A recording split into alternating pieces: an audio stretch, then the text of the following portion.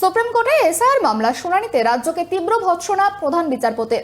চূড়ান্ত তালিকায় যাদের নাম বাদ পড়েছে এবং যাদের নথি গ্রহণ করা হচ্ছে না তাদের হয়ে সোমবারে সুপ্রিম কোর্টের দৃষ্টি আকর্ষণ করেছিলেন মেনকা গুরুস্বামী।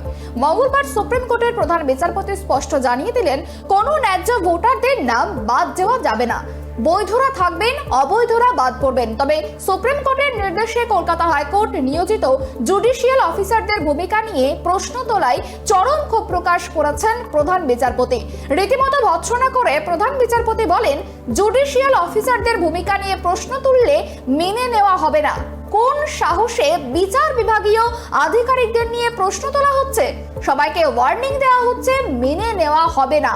রাজ্যে চলা এসআইআর প্রক্রিয়া নির্ভুল রাখতে প্রয়োজনে ট্রাইব্যুনাল গঠনের নির্দেশ সুপ্রিম কোর্টের। রাজ্য ও কমিশনকে জুডিশিয়াল অফিসারদের সব রকম সহায়তার নির্দেশ দিয়ে প্রধান বিচারপতি জানান, প্রয়োজনে অবমাননার নোটিশও দেয়া হতে পারে।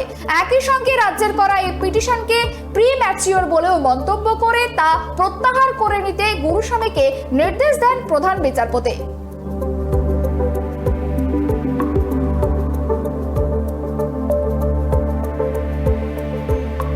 ইলেকশন কমিশন কোথাও কোথাও ইন্টারফেয়ার করছে, সেটা আমরা ঠিক ক্লিয়ার নই। তার জন্য বলে দিয়েছে প্রথম কথায় যে সমস্ত কোঅপারেশন করবে, কোনো ফার্দার অর্ডার দেবে না অ্যাডজুডিকেশনের ক্ষেত্রে। কোনো অ্যাডজুডিকেশনের ক্ষেত্রে কোনো কিছু বলবে না, ঠিক আছে? এবং ইলেকশন কমিশনকে বলেছে, we are also not happy with your work. Court বলেছে যে ইমিডিয়েটলি আমাদের বলেছে to approach the high court chief justice, he will look into the matter and pass his direction, and that directions will be followed by the election commission regarding supplementary list. তো supreme court বলল যে আমাদের judicial অফিসারদের order ডিওরা কি করে দেখবে?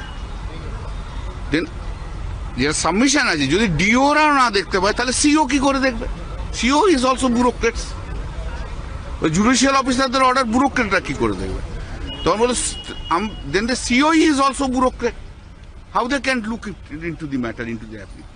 তার জন্য supreme court honourable chief justice হাইকোর্টকে বলল ট্রাইব্যুনাল অর ট্রাইব্যুনালস তৈরি করতে, তাতে এক্স চিফ জাস্টিস থাকবে আর দুজন করে সিনিয়র জজ থাকবে। তারা যে অ্যাপিল হবে সে অ্যাপিলগুলোকে ডিসাইড করবে।